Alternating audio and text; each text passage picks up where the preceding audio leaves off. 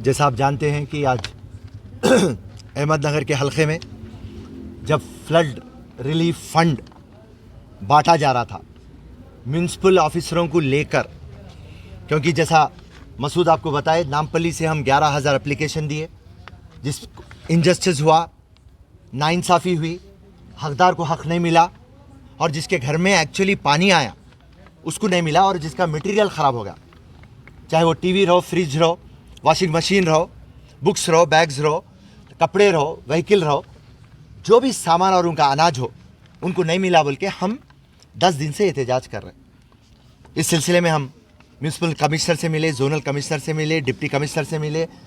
हर कोई शख्स को हम ये बताए कि टीआरएस पार्टी और एमआईएम दोनों मिलकर फ्लड रिलीफ फंड बोल के नहीं बांट रही, मगर जीएचएमसी चुनाव को मद्देनज़र रखते हुए अपने लोगों को बुलाकर, अपने रिश्तेदारों को बुलाकर, अपने दोस्तों को बुलाकर आप ये फ्लड रिलीफ फंड बांट रहे हैं। पहले से हम, जैसा आपके सामने मैं फिर से रिपीट करना नहीं चाह रहा हूँ, केसीआर और केटीआर को हम स्ट्रेट पूछ दिए थे कि अरे साहब, आप चेकों में क्यों नहीं दिए, आप एक टास्क फोर्स क्यों नहीं डाले, आप पूरे ऑफिसरों को क्यों नहीं डाले।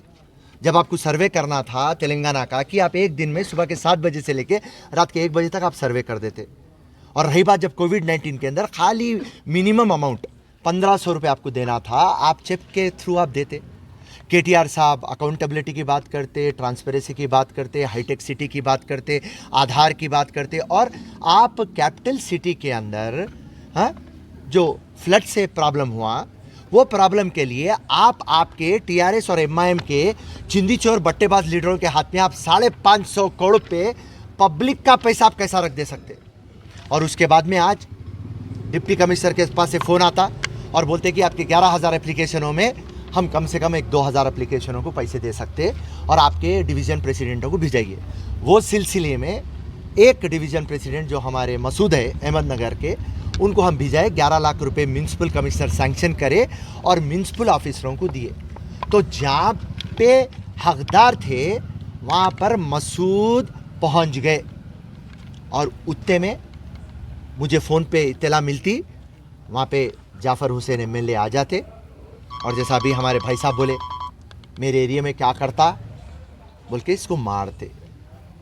मैं एक चीज़ आपसे पूछना चाह रहा हूँ, आप तो इंसाफ नहीं कर सकते, आप तो हक नहीं दिला सकते, आप तो काम नहीं कर सकते, मगर जब हम गरीब और कमज़ोर को मदद कर रहे हैं, आपको देखा भी नहीं जाता, और आप गुंडागर्दी पे उतर के आते।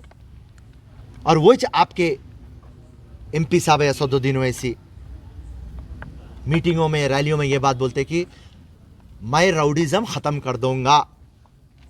मगर अफसोस इस बात का है कि शहर के जितने भी राउडियाँ हैं, तुम लोगों की दुम बन के फिरते रहते, आप जो बोलते वो करते नहीं। और जाफ़र मेराज साहब, आप एमएलए हैं, आपका काम है पब्लिक को प्रोटेक्ट करना, हिफाजत करना, गरीब कमज़ोर को हक दिलाना।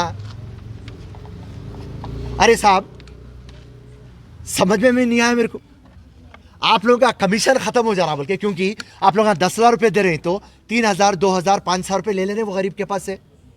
पहले तो हकदार को नहीं दे रहे, फिर कमीशन ले रहे हैं आप लोग। तो गरीब के पैसों के ऊपर आप लोग अपनी गाड़ी चला रहे और राउडिज्म पे आप उतर के आ रहे।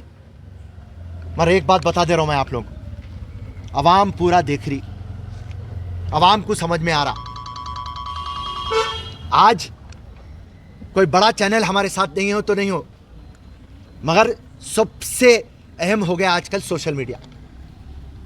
आज सोशल मीडिया में हर कोई देख रहा किसकी क्या हरकत है, किसकी क्या हैसियत है, कौन काम कर रहा, कौन काम नहीं कर रहा।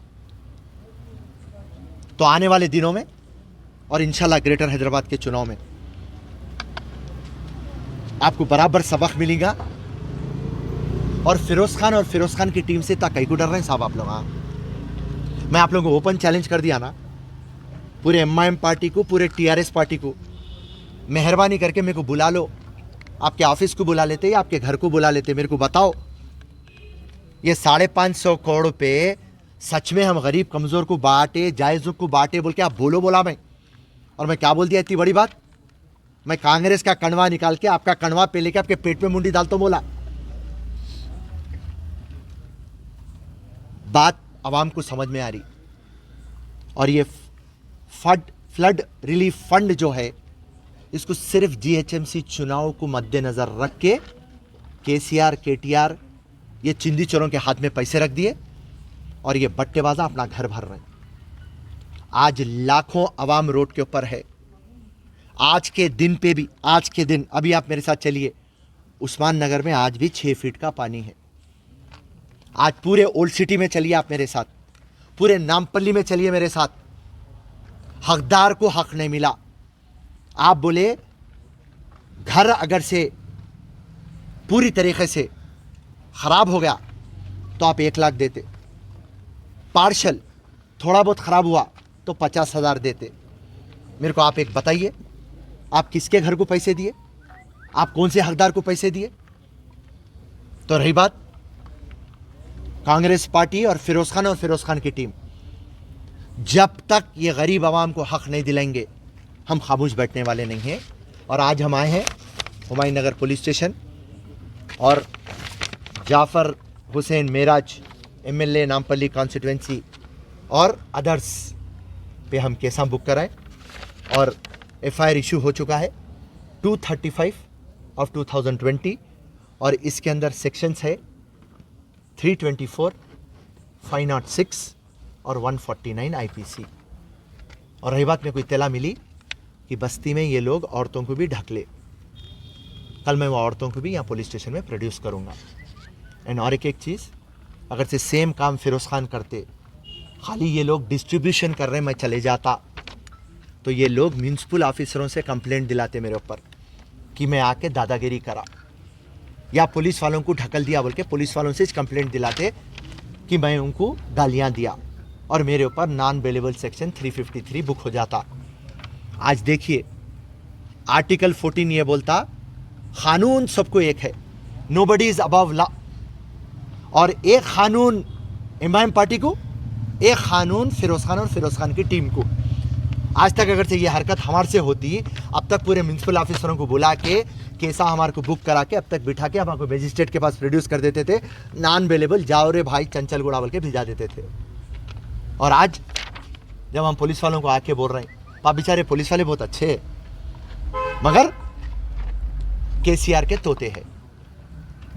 और केसीआर का चेला कौन है? असदुद्दीन ओवैसी, एंड उसका पट्टा जाफर।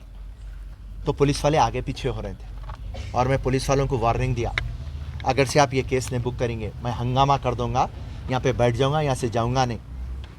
उसके बाद में बड़े बड़े ऑफिसरों से बात करके ये केस बुक करे। और रही बात आवाम को पैसे दिलाने की बात, जो मैं लास्ट टाइम म्यूनसिपल ऑफिस में बोल चुका हूँ और आज फिर से कमिश्नर से मेरी बात हुई और कमिश्नर मेरे को वादा करे कल शाम तक जो भी हकदार हैं हम उनको पैसा देंगे। और मैं फिर से उनको बोल दिया और वार्निंग दे दिया, अगर से कल शाम तक अगर से एक भी हकदार बाकी है तो मैं उसको ले लेके प्रगति भवन चीफ मिनिस्टर के घर में घुस जाने वाला हूँ। तो अब केटीआर और म्यूनसिपल कमिश्नर मेहरबानी करके गरीब कमज़ोर को आपका हक दो। टीवियों के ऊपर बकवा न को करो, प्रेस में बहुत बकवा करते तुम लगा, मगर ग्राउंड रियलिटी में कुछ भी नहीं करते। बट्टेबाजी छोड़ो, नंगे पने छोड़ो, गरीब को और कमज़ोर को इंसाफ करो। जय हिंद, जय कांग्रेस। डिप्टी कमिश्नर अली साहब की कॉल पे, फिरोज खान साहब की हिदायत पे मैं आज जीएचएमसी खैरताबाद ऑफिस सर्कल 12 गया। वहाँ पे साहब बोले कि आप लोगों को 11 लाख रुपए अलॉट हुए, जो कंप्लेन साहब 11-12 हज़ार जो दिए आप फिरोज खान साहब के थ्रू, आपके डिवीज़न में 11 लाख रुपए आज बांटो 110 लोगों को 10,000 रुपये के हिसाब से। तो मैं बोला ठीक है। इंस्पेक्टर को मैं लेके 11 बस्तियों के नामा दिया, वहाँ धोबी घाट, एमजी नगर, नेहरू नगर, पोचामा बस्ती, फसलानसर, बड़ा बाजार, सैयद नगर 1, सैयद नगर 2, 11 बस्तियों में 10-10 जगह बांटना था पैसे। पहले हम लोग धोबी घाट गए, वहाँ पे 10 जनों के नाम लिखे, थोड़ा सर्वर बिजी था, टाइम लग रहा था वहाँ पे। हम लोग वहीं बैठे हुए, जाफर हुसैन मेराज साहब एमएलए नामपल्ली कॉन्स्टिट्यूंसी के एमएलए आके सीधा मेरे को एक पचकड़ मारे, पहले मेरे एरिया में तू क्या को माँ को छुदारा बोल के मारते उनके पीछे उनके चमचे पूरे मेरे आंख पे गिरे या मेरे चेहरे पे। एमएलए साहब, मैं नीचे झुका, उनके हाथ में अंगूठी थी, निकल पंच था नहीं मालूम, एमएलए साहब मारे मेरे को यहाँ पे, पूरे लोग मिल के मारे। फिर मैं घर में घुस रहा था तो वो घर में से खींच के ला के फिर मारे। फिर मैं बाजू के घर में से दीवार कूद के चले गया। फिर मेरे साथ बच्चा रहता, मेरा वीडियोग्राफर है, वो बच्चे को मारे, उसका मोबाइल खींच लिए और मेरा बैग और फिरोज़ खान साहब की बुक, रिकॉर्ड बुक, तीनों चीज़ें खींच लिए लोग। आज 110 गरीबों के साथ इंसाफ होता था, वो गरीबों को फ़ायदा होता था, वो फ़ायदा होने नहीं दिए जाफ़र हुसैन मेराज साहब। मैं इंसाफ मांगने आया हूँ। मेरे साथ फिरोज़ खान साहब खड़े हुए हैं, उसका मैं बहुत शुक्रगुजार हूँ। आप लोग मेरे पास आए उसके लिए बहुत बहुत शुक्रिया।